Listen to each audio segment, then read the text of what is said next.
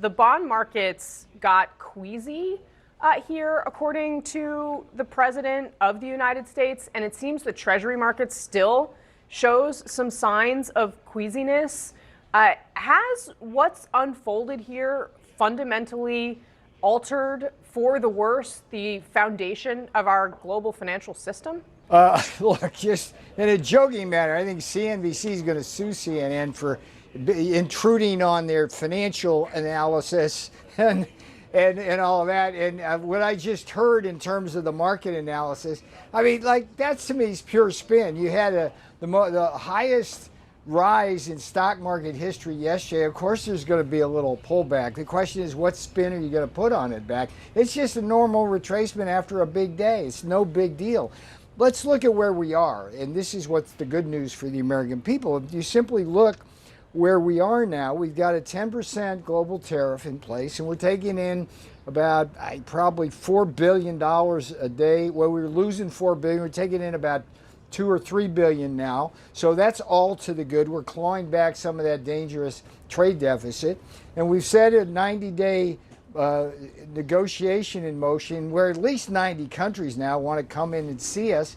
And what they're going to do is literally offer us collectively hundreds and hundreds of billions of dollars of opportunity to bring manufacturing here, to sell energy there, and do all sorts of things to balance our trade. We are in a beautiful place. You just heard Peter Navarro, a top Trump trade advisor, call CNN's Casey Hunt's fears of a global market collapse happening soon spin because of the stock market rebounding a very small amount in what Navarro is calling a record day. But the only thing with that is that the market has lost so much value since Trump was inaugurated that even a tiny bump, as happened a couple of days ago now, is not enough to make up for the losses that have occurred. But before we look at that, please be sure to like the video, subscribe to the channel, comment down below, let me know what you think, and share with someone who's into politics. It helps the algorithm out, spread the channel to more and more people.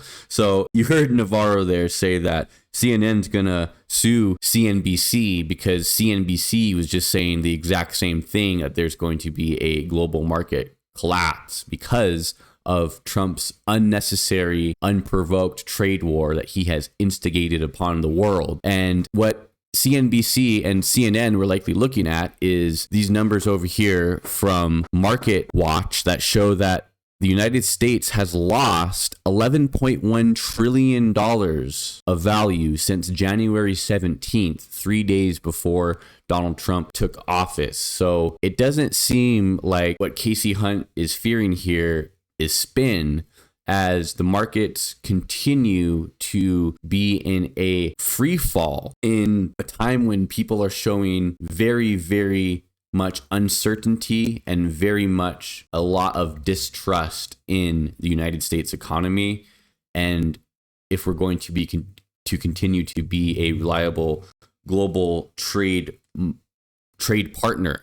And Navarro tried to call that, normal retractment, the market dipping after having what he called a record day. But when you fall so far to the bottom, coming up a little tiny bit from how far you've fallen, no, you've still fallen all that way, right? That the market has still lost tons and tons of value since Trump took office. So you also heard Navarro there saying that, don't worry, within 90 days, we're going to have all sorts of countries just lining up to come make deals, and all this manufacturing is going to come back. And basically saying, take my word for it, all this pain that's happening right now, all this fallout in the global market is going to be worth it in 90 days from now. I'm not sure if that is a guarantee that I am going to simply accept from Navarro on face value, and it appears that American consumers are certainly not taking that guarantee either. So now we're going to look at Casey Hunt saying that what we're actually seeing is the selling off of a whole bunch of U.S. treasuries, and that is what is hurting the market right now. And really kind of, this is where the interview starts to get a little more contentious. Let's watch this here. And for people who have consumer credit debt, that's good news. For people who want to go out and buy a We've seen more selling car. of U.S. Treasuries, which again is the foundation of The the whole auction thing. went fine yesterday. To be clear, the auction went fine. And for your viewers, what they had, the Treasury opens up a window for I think something like 15 or 30 minutes, and there's a bid, and we had a lot of participation in it. It went fine, and because the rest of But the at the world same thinks time, this is the best sir, place to be. I- So I- what's the? I take- I'm look. trying to figure out what's the problem. We've set in motion this beautiful negotiation schedule. We're going to have India, Australia, Great Britain, the EU, Japan, South Korea. They're Yeah. all coming in. I wanna get They've to all the- been cheating us, and we're all going to get good deals from them to help the American people. We should be cheering. Navarro there says we should be cheering for what's going on. Cheering. I don't know about you guys. I'm not cheering, and it doesn't seem like the rest of the world is cheering for what's happening, where America is totally distancing itself from the rest of the world for absolutely no reason other than that Trump wants to make countries heel to him, and he wants to force countries to come grovel at his feet for whatever they can possibly get from him, because Trump is a big bully. Here we have Casey Hunt asking Navarro, were you in the room when Donald Trump made the decision to pause the tariffs? This is an interesting little clip here. You said that what happened yesterday was beautiful with the stock market going up. It was clearly a reaction to what President Trump decided to do. Were you in the room? Were you a voice advocating for this pause? And just in a straightforward way, were you in the room with the president when he made this decision? So that's the wrong question to ask. Was I part of the process? Were you in that the room? Hang on. Were you in the room?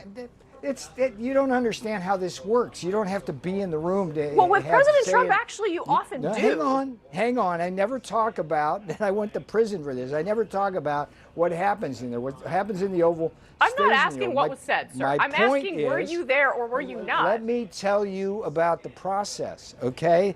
The process is we've got Scott Besson, Howard Lutnick, Jameson Greer, Kevin Hassett, J.D. Vance, myself, Steve Marin at the CEA. We all discuss all these things, and we provide advice to the president, and he ultimately makes the decision. Everybody was on side, and everybody was in the loop on this, except for Okay. poor Jameson, because he was Well, up he was on the Hill doing testifying. his job. Let me play a little bit of what people who Kevin criticize Hassett- Jameson Greer for not knowing about it when he's sitting in front of a congressional hearing. I mean, that's not fair to the guy. I love Jameson Well, it's not Greer. He's one necessarily of the fair to send smartest him into the guys I've ever hearing met. without some heads up here. But hold on a second. I just want to play for Sure. you what Kevin Hassett, one of the people on this team that you just outlined, had to say Yeah. earlier today about this. Watch. Sure. The person who, right at the final minute, was with the president when the president decided to do the pause that we had been talking about all along was Secretary Lutnick. Secretary Lutnick and Secretary Besant were in the room for the final call with the president. Now, is there Yeah, daylight? what I heard Kevin Hassett say was the people who were in the room were the ones who had been talking to the rest of it. It doesn't matter who's in the room. The boss calls it, whatever. That's not the point. The point is that this team is the best team in history. We provide them the appropriate set of advice. Every one of us on the team has a different skill set that combines to the collective wisdom of the group, and the boss makes the decision. And look, Casey, please, would you give us some kudos here for what happened? We're on a path now. We're in for over 90 days. We're going to have every country come in who's admitted they cheated us, giving us hundreds of billions of dollars back for the American people and bringing investment here. So I mean, we can that's put up what on happened. the I screen don't know how you long spin it some of this any takes, other right? way. There we have Navarro saying, "Oh no, you just don't understand the process. I was part of the process, but I wasn't in the room." Trying to kind of skirt around that question that he wasn't in the room with Trump, but that in fact Lutnick and Besant were kind of like lowering down Peter Navarro down a few pegs here on the hierarchy of Donald Trump's White House. Not a good look for Navarro here. Groveling for his relevancy to Katie Hunt in this decision-making process. And man, can you just try to not sound like a mob? Like the White House is a mob. The way that Navarro is talking about it here. Yeah, we all contribute. We're all here. We're all different heads, but we all listen to the boss. The orders come down from the boss. Like it sounds like a mobster movie. Like it doesn't sound like real life. And then he again here says, the countries are going to be just pouring in to make deals, pouring in. Well, I mean, that's not a bet that a lot of Americans seem to be willing to take, given how unpopular Trump's tariffs are. This isn't the way that you leverage power in trade negotiations, as have been pointed out time and time again in the recent days in the media. This isn't how you do it. This is strong arming, and this is lowering America's standing where we're at in terms of trust and reliability in the global trade market. Because let's say all the tariffs are revoked right now. Every single percentage of every single tariff is put back to zero. Well, countries might not just suddenly want to go back to trading with us at the same level they were before all of this madness, because of the trust that ultimately has been lost. Now we're going to look at Hunt bringing up a graphic here showing how long that different trade negotiations have taken in the past, and that this isn't just a process that is just going to just be fixed at the drop of a hat, at the snap of Trump's fingers, when it comes to negotiating new trade deals with countries across the world. We've got a graphic that shows other recent trade deal negotiations. Okay, we can put it up for viewers. With Central America, 16 months. The USMCA, 15 months. South Korea, 14 months. Australia, 14 months. We tried to do it with the UK, our strongest allies. It was paused after 3 years and 7 months. How can you do any single one of these in 90 days, let alone all of them? Hang on, you're missing the whole point. Those kind of deals... Yes, let me explain. The kind of deals like the renegotiation and NAFTA and all of that, that's governed by a set of rules and laws that will take time to do that. What we're going to do is... Right, but like the US-UK one is not under that. We have the capability. It's bilateral and direct. Yeah, Casey. Continue. I'm telling you, we have the ability to come up with a deal. Jameson Greer, Howard Lutnick, Scott Bessent, whoever's sitting in the room with Japan or South Korea, the boss is going to be the lead negotiator, and we can get that done. And one of the things we're going to do is you're seeing all those law firms that are giving us like $100 million at a crack of free legal advice. We're going to hopefully have them very much involved in all of this, and we do stuff in Trump time, which is to say as quickly as possible. So do you think we can get a deal done? Yes, we're going to get those things done very quickly. We will do that, and it's not going to be USMCA taking 18 months to do it. It's not that kind of deal. It's a different framework. Okay, I guess we're about to put that. Let's see what happens. Test. Okay, 90 days. We're going to have announcing deals, and we're going to get them done. Take that to the bank. Navarro says there, we do things in Trump time, and let's just hope for the best. It's on. We're dealing with Trump time. We'll get to the bottom of it when Trump gets around to it. But maybe in 90 days, maybe there's going to be some deals struck down the line that is going to maybe make what's happening now worth it. Trust me. That's Navarro's argument here. Somebody who apparently is very close to the president and has the president's ear on trade basically doesn't seem like he has any freaking clue as to what is happening and what is going to happen. Now, to end off this interview here, this is just absolutely hilarious.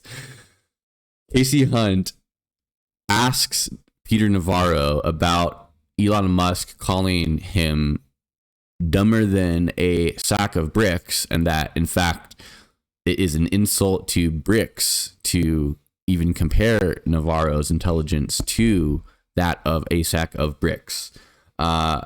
This, you guys gotta see this to believe it. So let me ask you this: you ran through the list of people that are part of this kind Sure. of brain trust, right? One person Yeah. you didn't mention was Elon Musk, who, of course, was out there, said that he would like to apologize for to bricks, for saying that you were dumber than bricks because it was insulting to bricks. My question to you is, have you patched it up with Elon Musk? Elon and I are fine. We're great. It's no problem. I said that earlier. It's like, it's no problem. It's like, it's no problem. Look, he's got a job to do. I got a job to do. The president values Elon. He's doing a great job on Doge, and he's paying a very heavy price.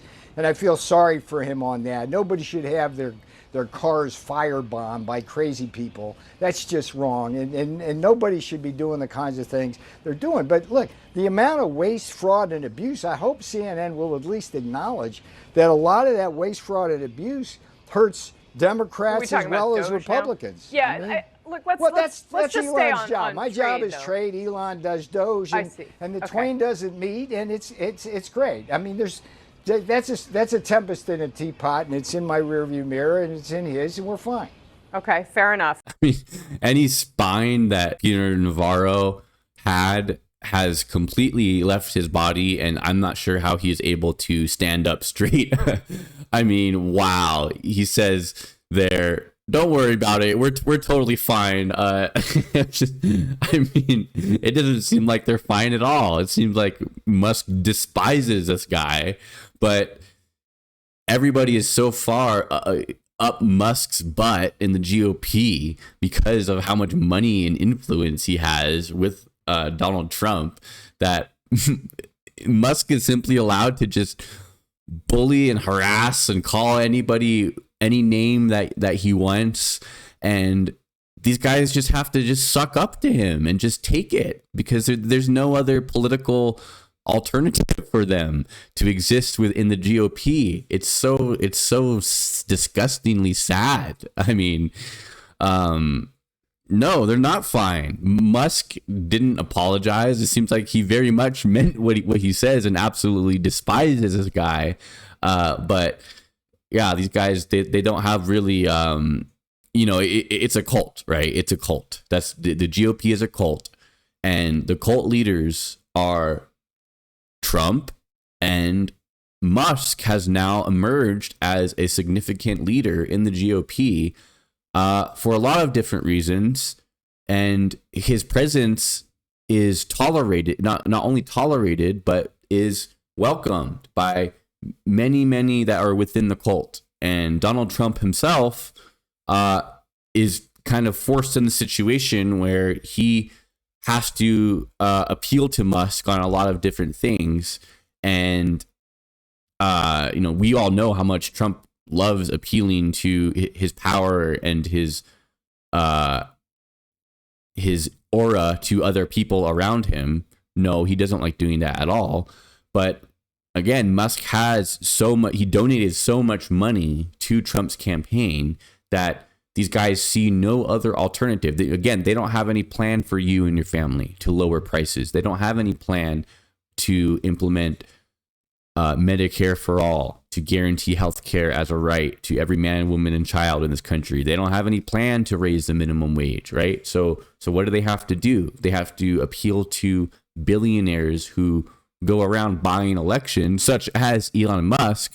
And when Elon Musk calls you a dumber than a sack of bricks, I mean, I can't think of many insults that are worse than that. I mean, that's a very dirty insult, very dirty thing to say about someone.